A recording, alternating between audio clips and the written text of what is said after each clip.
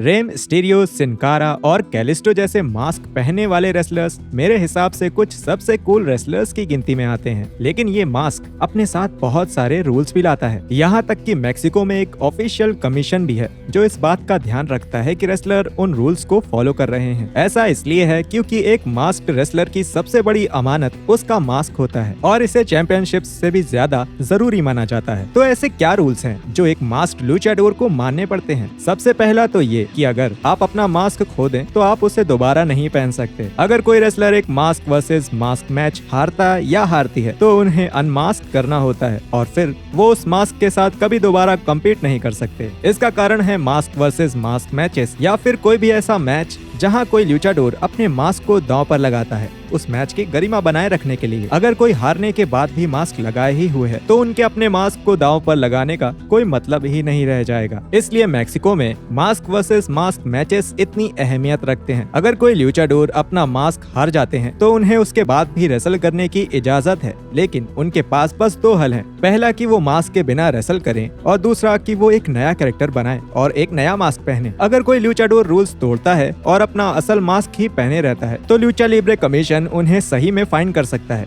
इस बात पर रे मिस्टीरियो के साथ एक कंट्रोवर्सी भी हुई थी। 1999 में WCW में रेसल करते समय मिस्टीरियो ने कोनन के साथ टीम अप किया केविन नैश और स्कॉट हॉल से एक हेयर वर्सेस मास्क मैच में भिड़ने के लिए। रे हार गए और इसकी वजह से उनको लाइव टीवी पर अपना मास्क उतारना पड़ा। मिस्टीरियो ने उस रूल की इज्जत रखते हुए तब तक बिना मास्क के रेसल किया जब तक 2001 में WCW बंद नहीं हो गया। यहाँ तक कि मेक्सिको वापस आने के बाद भी रे ने अपना मास्क नहीं पहना। लेकिन जब रे 2002 में WWE में वापस आए तब विंस मैकमैन ने उनसे ये आग्रह किया कि मिस्टीरियो अपना मास्क वापस ले आएं। रे लूचा लिब्रे कमीशन गए और उन्होंने उनसे अपना मास्क फिर से पहनने की इजाजत मांगी। फैंस इस निर्णय के बिल्कुल खिलाफ थे, लेकिन कमीशन ने रे को इजाजत दे दी क्योंकि उन्होंने अपना मास्क एक traditional mask versus mask match में नहीं हारा था और ये मेक्सिको में नहीं हुआ था। लेकिन कुछ साल बाद जब WWE को मेक्सिको में शोज करने थे तब द लूचा लिब्रे कमीशन को उससे कोई दिक्कत नहीं थी, लेकिन वो ये चाहते थे कि रे अपने मास्क के बिना ही रेसल करें क्योंकि रे मेक्सिको में बिना मास्क के पहले ही रेसल कर चुके थे। हालांकि थोड़े डिस्कशन के बाद द मास्टर ऑफ 619 को इजाजत मिल ही गई और वो मेक्सिको में अपने मास्क के साथ ही लड़े और ऐसा लग रहा था कि रे मिस्टीरियो को फिर से स्पेशल ट्रीटमेंट मिल रहा था और ये सही हो भी सकता है। लेकिन इसका एक कारण और भी है क्योंकि जब रेसलिंग जर्नलिस्ट डेव मेल्जर से इसके बारे में पूछा गया उन्होंने ये बोला कि अब लूचा लिब्रे कमीशन उतना भी सख्त नहीं रहा जितना पहले था। इसलिए जुवेंटेड गुरेरा जिन्हें WCW में अनमास्क कर दिया गया उन्हें आगे जाके उनका मास्क पहनने मिल गया।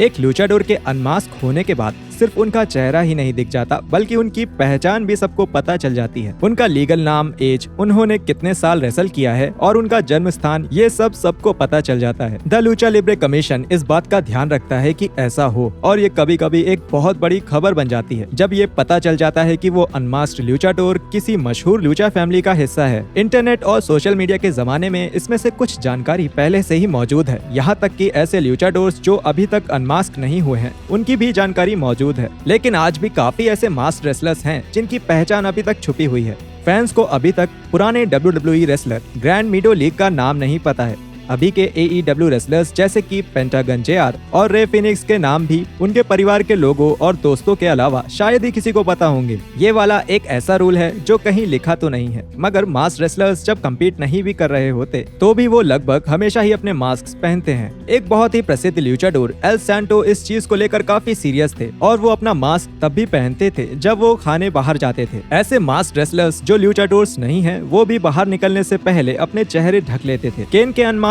होने से पहले एरेना में आते वक्त वो या तो अपने चेहरे पर एक तौलिया लपेट लेते थे या फिर एक स्काई मास्क पहन लेते थे ताकि फैंस ये ना जान पाएं कि वो कैसे दिखते हैं। तो अगर मास्क ल्यूचाडोर्स को पब्लिक में निकलते समय भी अपने मास्क पहनने पड़ते हैं तो फिर वो तब क्या करते हैं जब उन्हें प्लेन में सफर करने की जरूरत हो या फिर कुछ ऐसा हो कि वो अपना मास्क ना पहन पा रहे हो, तब उन्हें बिना मास्क के सफर करने की इजाजत है।